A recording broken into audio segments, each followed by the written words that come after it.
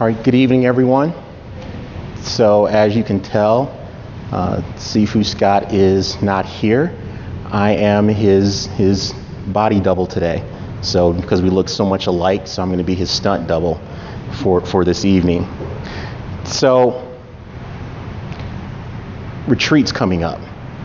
And usually about this time, Sifu talks a lot about different experiences that he had on retreat. He is a much better storyteller than I am. Mine always end up sounding like, I guess you had to be there. So rather than tell you stories about retreat, I thought I'd tell you about why retreat. Why do we do retreat? Retreat is a great way to immerse yourself in the practice. And by immerse yourself in the practice, it basically means that it is an extension of the dojo. It's not a vacation, it's not a trip. It is a way of taking your practice in this block of time that we have from 1 hour increments to an entire weekend. And at first thought, that seems, okay, I'm not really seeing much of a distinction. We're going away, we're going to Malibu of all places, beautiful scenery, fresh air, nice weather, and we're going to practice outdoors, we're going to practice martial arts. I mean, a lot of people that probably does sound like a vacation. But the idea of it is to have this certain set of mindfulness opportunities repeating themselves over and over and over again. So when we come in and we practice in the dojo, we have what I like to call our dojo self. Dojo self is the self that you are and the self that you want to be. And it's always a better version of the person that you are. I am exactly the same outside the dojo as I am inside the dojo. If you saw me or interacted with me out there, you would not see a difference.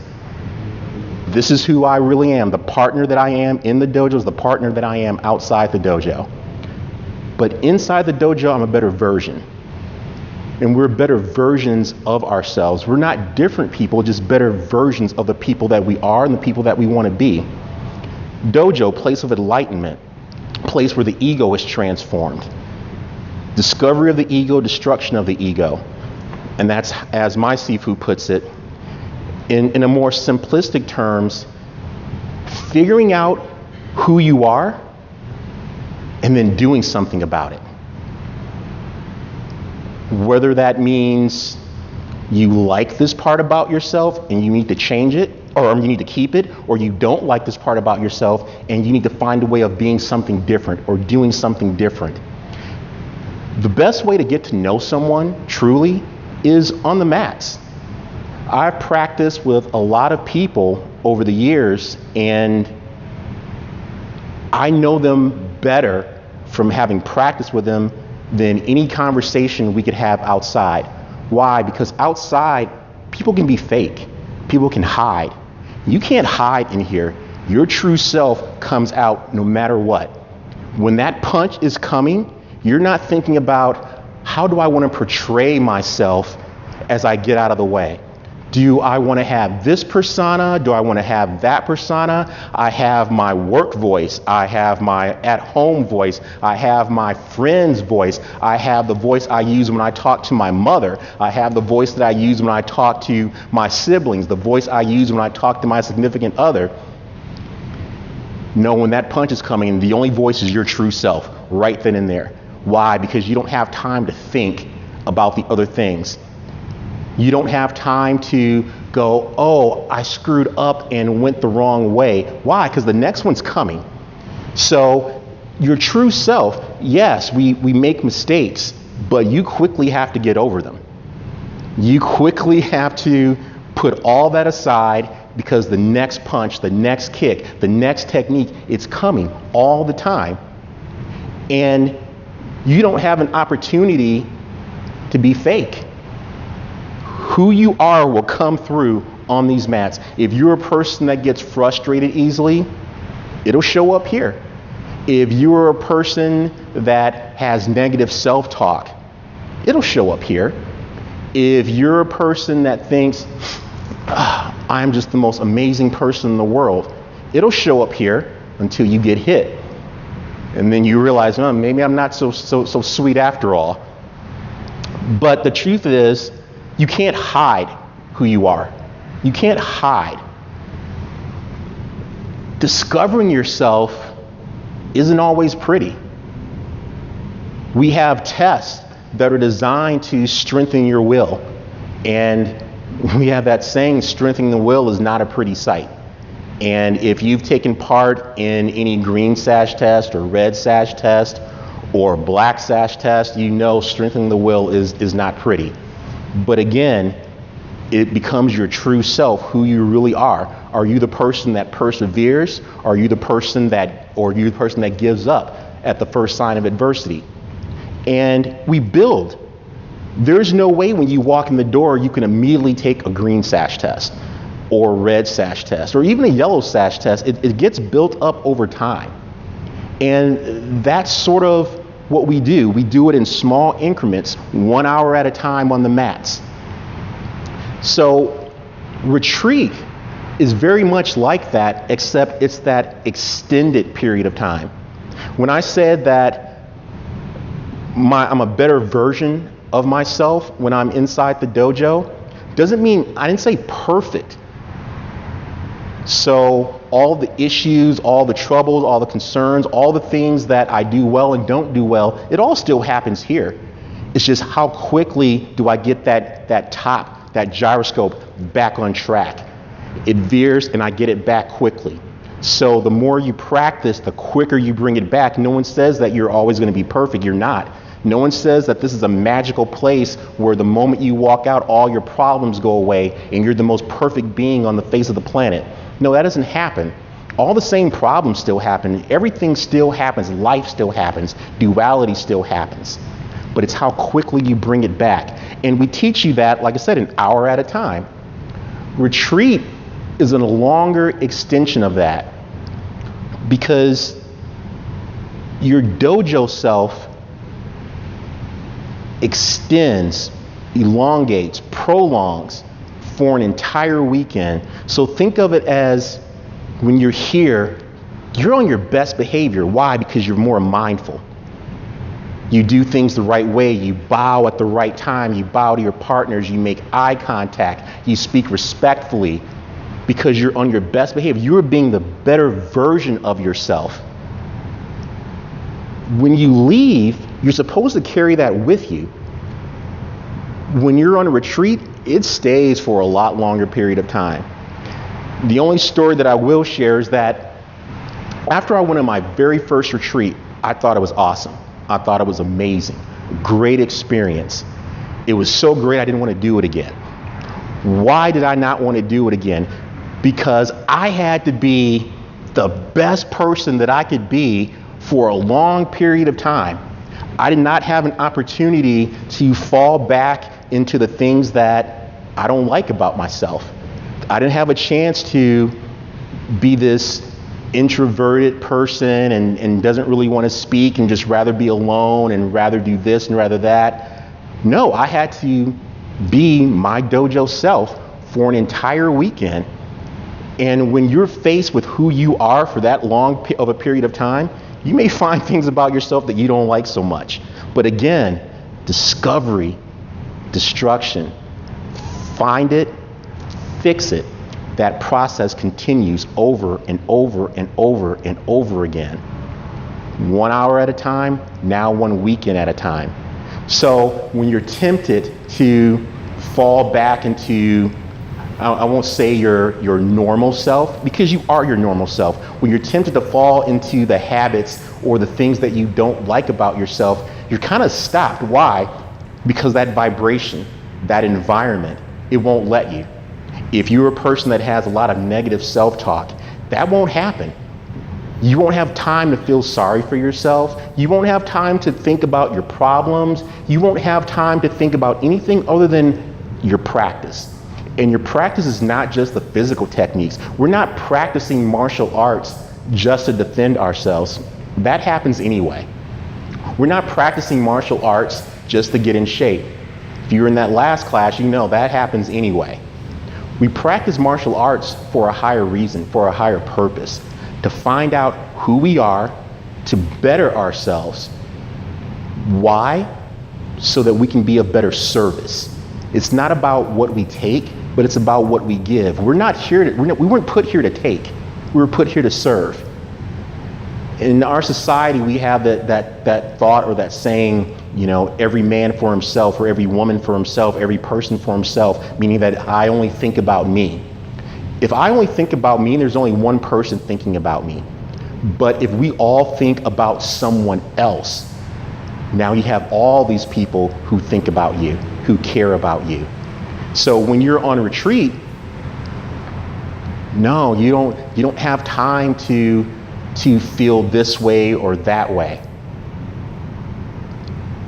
You don't have time or an opportunity to let go of it so easily. We always say at the end of retreat, don't let it go. You spent an entire weekend being the best you that you could be, being the best partner that you could be, being the best person that you could be.